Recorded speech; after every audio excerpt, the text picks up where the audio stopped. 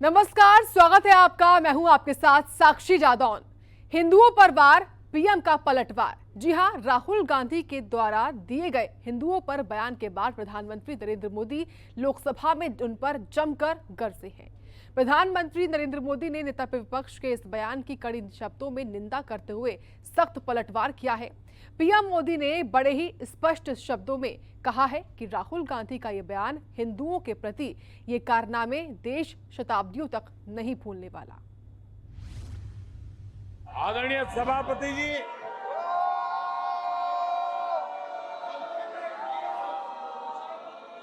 ये कहा गया हिंदू हिंसक होते हैं? ये है आपके संस्कार, ये है आपका चरित्र,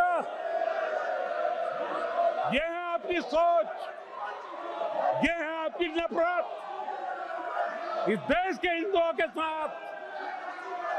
ये कारनामे जिन्होंने हिंदू आतंकवाद ये शब्द गढ़ने की कोशिश की थी,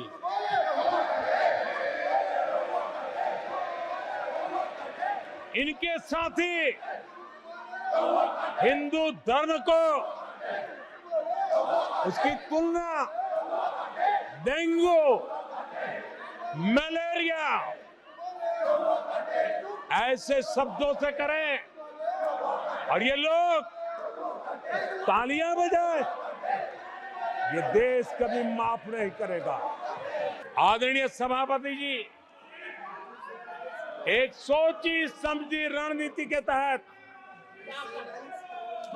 इनका पूरा इकोसिस्टम, हिंदू परंपरा, हिंदू समाज, इस देश की संस्कृति, देश की विरासत, इसको नीचा दिखाना, उसे गाली देना, उसे अपमानित करना, हिंदुओं का मजाक उड़ाना, इसे फैशन बना दिया है और उसको संरक्षण देने का काम अपने राजनीतिक स्वार्थ के लिए ऐसे तत्व कर रहे हैं। ईश्वर का हर रूप, आदरणीय सभापति जी, ईश्वर का हर रूप दर्शन के लिए होता है। ईश्वर का कोई भी रूप निजी स्वार्थ के लिए, प्रदर्शन के लिए नहीं होता है। जिसके दर्शन होते हैं उसके प्रदर्शन नहीं होते हैं। आदरणीय सभापति जी, हमारे देवी देवताओं का अपमान 140 करोड़ देशवासियों के दिलों को गहरी चोट पहुंचा रहा है।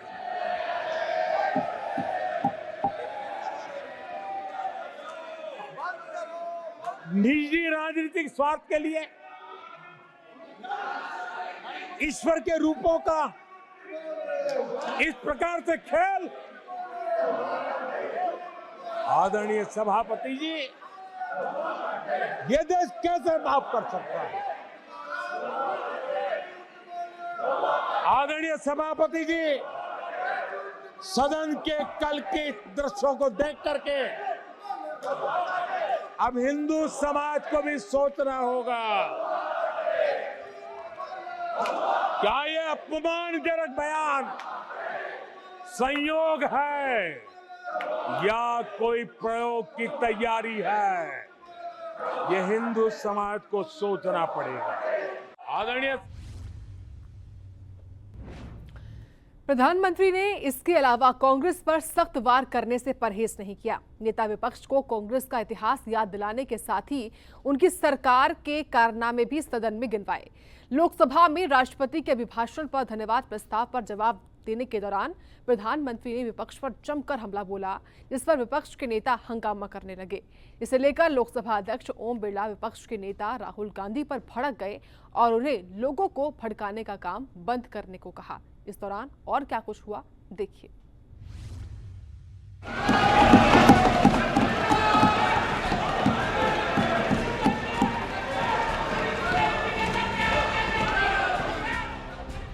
प्रधानमंत्री नरेंद्र मोदी ने लोकसभा में राष्ट्रपति के अभिभाषण पर धन्यवाद प्रस्ताव पर हुई चर्चा का जवाब दिया। पीएम की संसद पहुंचने पर एनडीए के सांसदों ने मोदी मोदी के नारों से उनका स्वागत किया।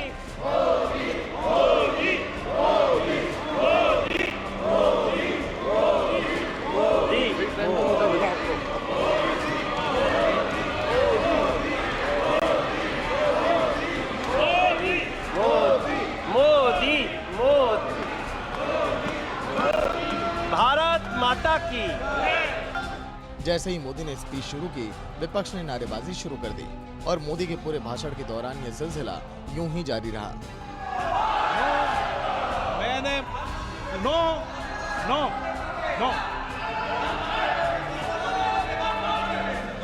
नो मैंने प्रधानमंत्री ने कहा कि लंबे अरसे तक देश ने तुष्टीकरण के शासन के मॉडल को भी देखा और हमने धर्मनिरपेक्षता का जो प्रयास किया वो भी देखा। इस देश ने लंबे अरसे तक तुष्टीकरण का, गवर्नेंस का मॉडल भी देखा। देश ने पहली बार सेक्युलरिज्म का एक पूरा हमने जो प्रयास किया और वो हमने तुष्टीकरण नहीं, संतुष्टीकरण और संतुष्टीकरण के विचार को लेकर के हम चले हैं। और जब हम संतुष्टीकरण की बात करते हैं तो इसका मतलब है कि हर योजना का सैचुरेशन, गवर्नेंस की आखिरी व्यक्ति तक पहुंचने की हमारी जो संकल्पना है, इसको परिपूर्ण करना। और जब हम सैचुरेशन के सिद्धांत को लेकर चलते हैं। प्रधानमंत्री नरेंद्र मोदी ने विपक्ष पर हमला बोलते हुए कहा कि पहले घोटालों का दौर था, पहले गरीबों को घर खरीदने के लिए हजारों रुपए की रिश्वत देनी पड़ती थी। आए दिन अखबार खोलते थे तो घोटालों की खबरें ही पढ़ने को मिलती थी और सैकड़ों करोड़ के घोटाले, रोज नए घोटाले, घोटालों से स्पर्धा, ये घोटालेबाज लोगों के घोटाले, इसी का एक कालखंड था।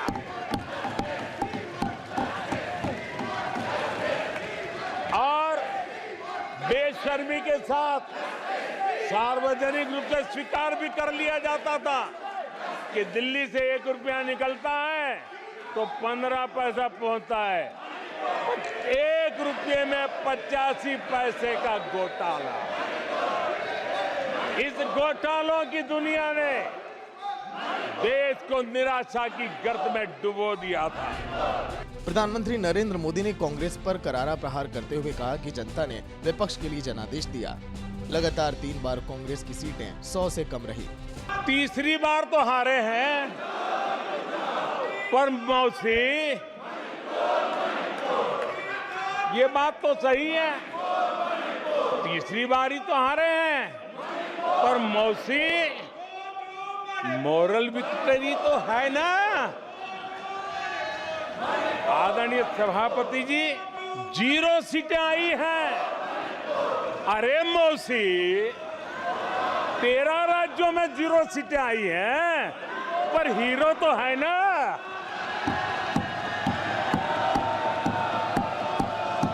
आदरणीय सभापति जी, अरे पार्टी की लुटिया तो दुबई है। अरे मौसी, पार्टी अभी भी सांसें तो ले रही है। कांग्रेस पार्टी 2024 से एक परजीवी कांग्रेस पार्टी के रूप से जानी जाएगी। प्रधानमंत्री ने तीसरे कार्यकाल का मतलब समझाया कि वे 3 गुना स्पीड और ऊर्जा के साथ काम करेंगे। कोयले का सर्वाधिक उत्पाद, सर्वाधिक प्रोडक्शन, आज कोल प्रोडक्शन के विक्रम हुए हैं और इसी के कारण देश अब कहने लगा है अब भारत कुछ भी कर सकता है।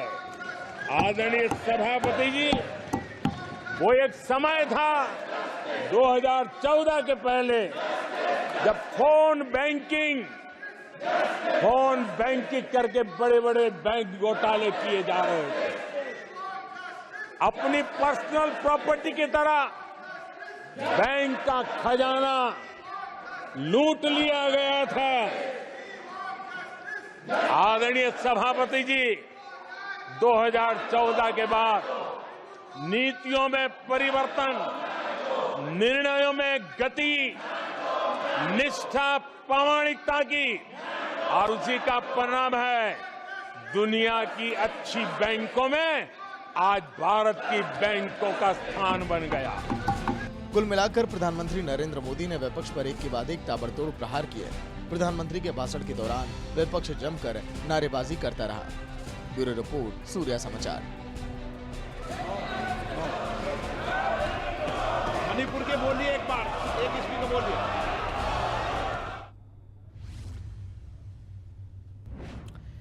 तो नेता विपक्ष के तौर पर राहुल गांधी के पहले ही भाषण से बवाल मच चुका है। हर तरफ लगातार इस बयान को लेकर माफी मांगने के बाद बीजेपी नेता कह रहे हैं, खुद कल लोकसभा में प्रधानमंत्री ने राहुल गांधी पर तमाम जो हमले हैं वो बोले। आज बता दें आपको, प्रधानमंत्री का संबोधन जो है राज्यसभा में भी होगा। फिलहाल देश की संसद में राहुल गांधी द्वारा दिए गए इस बयान पर बात करने के लिए और अपने विचार रखने के लिए चंडीगढ़ से हमारे साथ हरियाणा सरकार में कैबिनेट मंत्री कंवरपाल गुर्जर जुड़ रहे हैं। कंवरपाल गुर्जर जी, आपका बहुत स्वागत है सूर्य समाचार पर। जी धन्यवाद जी। कंवरपाल जी, पहला सवाल आपसे वर्तमान राजनीति में चल रहे घमासान को लेकर ही है मेरा। आप क्योंकि संसदीय कार्यों के मंत्री भी हैं और सदन में सभी नियमों को बारीकी से जानते समझते हैं, पिछले दिनों देश की संसद में विपक्ष के नेता राहुल गांधी ने संसद में हिंदू और हिंसा को एक साथ जोड़कर पेश किया। क्या इस तरह बोलना ठीक था? हमारे में कुछ कमियां हैं कि हम लोगों को सहन नहीं कर सकते, और उसका कारण यह है कि हमारे यहां जो दूसरे विचार के लोग थे वो धीरे धीरे समाप्त हो गए। लेकिन भारत एक ऐसा देश है जहां दूसरे कल्चर के लोग भी फल फूल रहे। इसी प्रकार से हमने किसी के साथ वो नहीं किया, अत्याचार नहीं किया। जब पूरी दुनिया में यहूदियों के ऊपर अत्याचार हो रहा था, पारसियों के ऊपर अत्याचार हो रहा था, उस टाइम भी अगर वो भारत में आके बसे तो वो कह रहे, हम नहीं, यहूदी कह रहे, पारसी कह रहे कि जब दुनिया अत्याचार कर रही थी तब भारत एक ऐसा देश था जिन्होंने हमें मान सम्मान भी दिया, और हमारी जो आस्था थी अगर हमने उस पर चल के अपने आराध्य की पूजा की तो उन्होंने कभी किसी में बाधा नहीं डाली। ये कोई कांग्रेस की दी चीज नहीं है, ये हमारे डीएनए में है। कांग्रेस तो ईब है, जुमा 8 दिन से 1885 में कांग्रेस का गठन हुआ। देश तो लाखों साल पुराना है, और लाखों साल पुराने में हमने कहा कि परमात्मा एक है और उसको पाने के रास्ते अलग हैं। हमारे यहां 6 दर्शन हैं, उन 6 दर्शनों में एक दर्शन ये भी है जो ये कहता है कि परमात्मा नाम की कोई चीज नहीं है। पर जिसने ये कहा कि परमात्मा नाम की कोई चीज नहीं है, हमने भी उसको ऋषि मान लिया और उसकी फिलॉसफी भी हमने रख दी कि भाई इसको भी पढ़ लो, अगर आपको ये ठीक लगा इसको मान लो। तो हमारे से उदार दुनिया में कोई हो ही नहीं सकता। दुनिया में अगर सबसे उदार विचार है तो हिंदुत्व है, सनातन है। लेकिन क्योंकि राहुल गांधी को यह बुरा लगता है और अब हमारे कुछ लीडर हैं वो कह रहे कि बयान को तोड़ मरोड़ के पेश किया जा रहा। तो मैडम आजकल तोड़ मरोड़ के कुछ पेश नहीं होता, आजकल तो वीडियो है, उसको 1000 बार देख लो, चाहे जो वो कह रहा है वही कह रहा। लेकिन हमारे दीपेंद्र हुड्डा जी कह रहे कि तोड़ मरोड़ के। लेकिन मैं समझता हूं उनका साफ जवाब आज के बयान में राहुल गांधी जी ने दे दिया कि मैंने जो कुछ कहा ठीक कहा और मैं उस पर ही कायम हूं, मैंने जो कुछ कहा वही कहा। अब दीपेंद्र जी उसको बदलते रहें तो उसका तो कोई चारा नहीं है हमारे पास। कंवरपाल जी, क्या राहुल गांधी द्वारा संसद में भगवान भोलेनाथ का चित्र दिखाना ठीक था? क्या लोकसभा में या संसद के दोनों ही सदनों में धार्मिक संकेतों का प्रदर्शन ठीक है?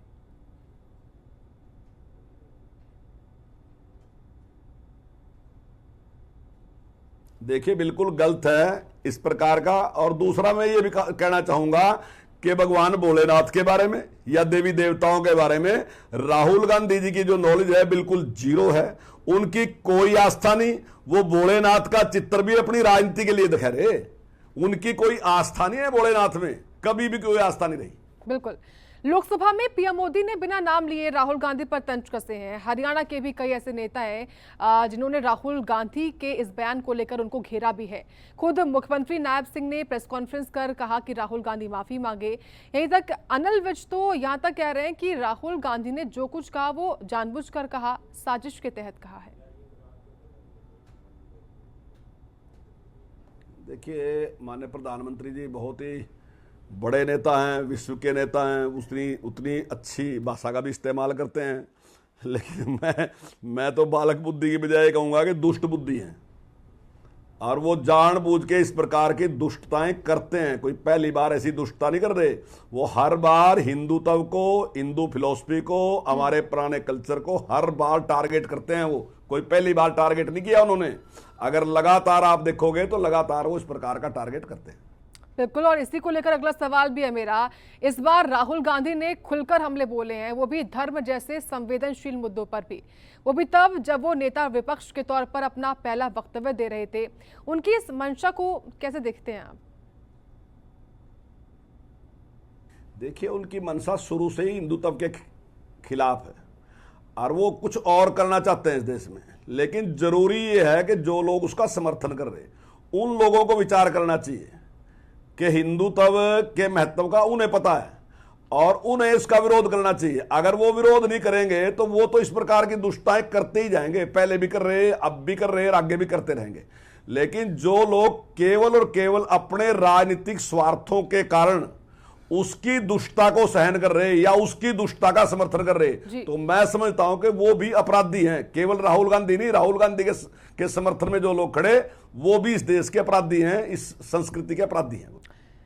क्योंकि आप संसदीय कार्य मंत्री भी हैं और संसद के हर पहलू को अच्छे से समझते हैं, जानते हैं। नेता प्रतिपक्ष के पद पर रहकर राहुल गांधी द्वारा दिया गया पहला भाषण और पहले ही भाषण में अग्निवीर हो, अयोध्या हो या फिर खुद हिंदू धर्म हो, इन पर अलग अलग राय रखना, जिसमें हमने देखा कि पीएम सहित कई मंत्रियों ने उनको बीच में रोका टोका भी, संसद में खड़े होकर कहा कि राहुल गांधी ने जो बयान दिया है उनके तथ्यों का सत्यापन होना चाहिए।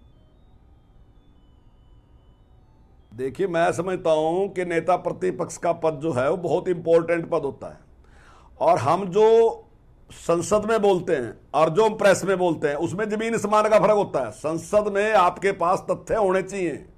अगर आपके पास तथ्य नहीं, जैसे उन्होंने कहा कि भाई अगर वो शहीद होता है तो उसको कुछ नहीं मिलेगा, लेकिन उसी टाइम जो हमारे रक्षा मंत्री हैं श्रीमान राजनाथ सिंह जी, उन्होंने कहा कि 1 करोड़ मिलेगा। तो मैं समझता हूं कि बहुत ही गैर जिम्मेदाराना व्यवहार भी है उनका, और ये उनकी अज्ञानता को भी दर्शाता है। उनको पहले पता करना चाहिए था कि मैं जो बात कहने जा रहा कहीं वो गलत तो नहीं है।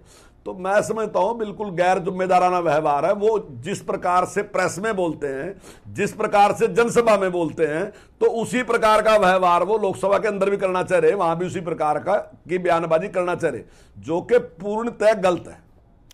तो कांग्रेस के इस भविष्य को लेकर सवाल जो अक्सर होता रहता है, प्रधानमंत्री ने भी कल कहा कि संसद में कि कांग्रेस 3 बार से 100 का आंकड़ा छू भी नहीं पाई है। ऐसे में 18वीं लोकसभा की कार्यवाही में ही इस तरह के तेवर रहना कांग्रेस के, उनके लिए ही मुसीबत क्या बन सकते हैं? देखिए, वो जिस प्रकार से वोट प्राप्त करना चाहते हैं, उनका वोट प्राप्त करने का तरीका जो है वो देश को नुकसान करने का, समाज को लड़ाने का, समाज को बकाने का है, जो कि निश्चित तौर से गलत है। और मैं समझता हूं कि जैसे जैसे लोगों को जानकारी और बढ़ती जाएगी तो ये जो जहां तक पहुंचे इससे भी दोबारा वापस आएंगे। कांग्रेस कभी सत्ता में नहीं आएगी अगर व्यवहार यही रहा। अगर कांग्रेस ने पुनर्विचार करके अपना नेतृत्व परिवर्तन किया और योग्य हाथों के में दिया तो तब तो विषय हो सकता है। अगर ऐसे लोगों के हाथ में कांग्रेस रहेगी तो मैं नहीं समझता कि कभी भी कांग्रेस की सरकार बन सकती है। जी, क्योंकि राहुल गांधी ने जो बयान दिया था कंवरपाल जी, उसको संसद की कार्रवाई से हटा दिया गया है, एक्सपेंज कर दिया गया है। फिर राहुल गांधी ने लोकसभा अध्यक्ष को इसके बाद चिट्ठी भी लिखी, कहा कि इसको हटाना नहीं चाहिए क्योंकि कुछ भी उन्होंने गैर संवैधानिक नहीं कहा। इसको आप कैसे देखते हैं? देखिए, जो बात गलत कह रहे और जो जिसमें सत्यता नहीं है तो ऐसी सारी बातों को हटाया जा सकता है कार्रवाई से, और वही माननीय अध्यक्ष जी ने किया है, उसको हटाया है। लेकिन मैं तो इनके जो समर्थक हैं, दीपेंद्र हुड्डा जी हैं, दूसरे लोग हैं, उनसे पूछना चाहता हूं जी। कि जो ये कह रहे थे कि तोड़ मरोड़ के पेश कर दिया, तो ये अपने लीडर से उससे पूछ तो लें। वो तो अब भी कायम है उसी पे कि उसी को रखो और कार्रवाई में भी उसी को लिखो। ठीक है कंवरपाल जी, अपने कीमती वक्त में से समय निकालने के लिए और सूर्य समाचार से खास बातचीत करने के लिए बहुत धन्यवाद आपका। धन्यवाद जी, धन्यवाद जी। तो कांग्रेस सांसद राहुल गांधी के संसद में दिए गए बयान पर हरियाणा में भी उबाल देखने को मिल रहा है। लगातार मुख्यमंत्री नायब सिंह ने राहुल के बयान पर जोरदार हमला बोला। उन्होंने प्रेस कॉन्फ्रेंस कर राहुल गांधी से माफी की मांग भी की है। नायब सिंह सैनी ने कहा कि राहुल गांधी ने लोकतंत्र की मर्यादा भंग की है, उन्हें तुरंत माफी मांगनी चाहिए।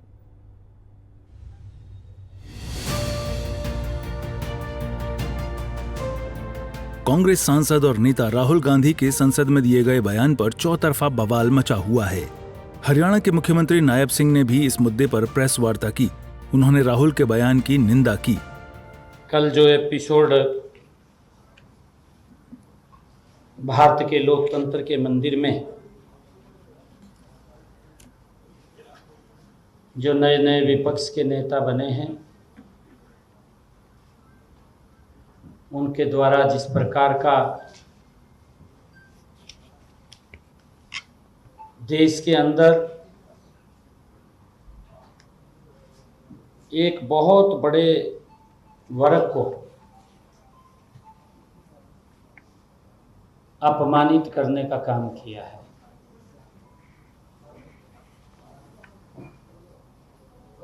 सबसे पहले तो मैं उसकी घोर निंदा करता हूं।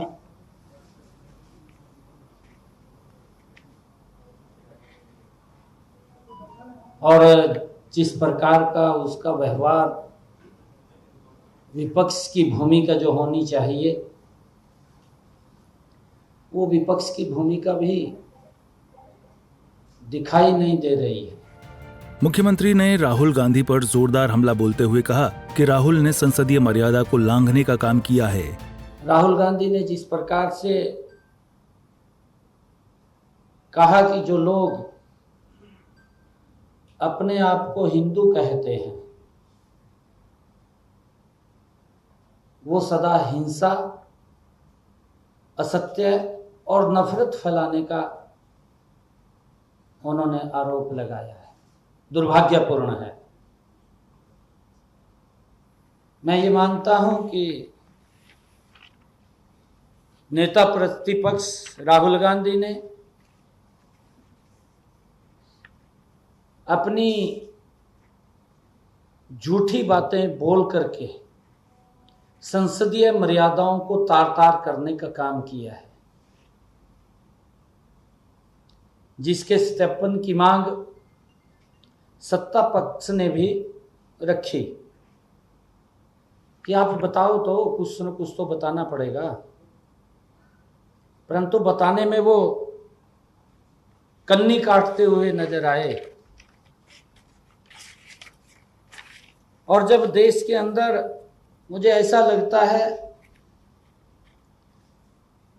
ये कांग्रेस पार्टी की बौखलाहट है।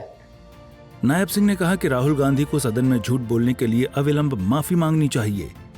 राहुल गांधी ने जिस प्रकार से कहा कि जो लोग अपने आप को हिंदू कहते हैं, वो सदा हिंसा, असत्य और नफरत फैलाने का उन्होंने आरोप लगाया है, दुर्भाग्यपूर्ण है। मैं ये मानता हूं कि नेता प्रतिपक्ष राहुल गांधी ने अपनी झूठी बातें बोल करके संसदीय मर्यादाओं को तार तार करने का काम किया है, जिसके सत्यापन की मांग सत्ता पक्ष ने भी रखी कि आप बताओ तो, कुछ न कुछ तो बताना पड़ेगा। परंतु बताने में वो कन्नी काटते हुए नजर आए। कुल मिलाकर कांग्रेस सांसद और लोकसभा में विपक्ष के नेता राहुल गांधी के हिंदू वाले बयान पर राजनीति तेज हो गई है। बीजेपी राहुल गांधी से लगातार माफी मांगने की मांग कर रही है।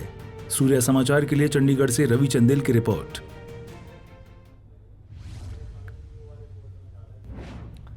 तो फिलहाल राहुल गांधी के इस बयान को लेकर बीजेपी नेता लगातार माफी की मांग कर रहे हैं, तो दूसरी ओर राहुल गांधी इस बात पर लगातार अड़े हुए हैं कि उन्होंने कुछ गलत कहा ही नहीं है। खबरों में इतना ही। आप देखते रहें सूर्या समाचार।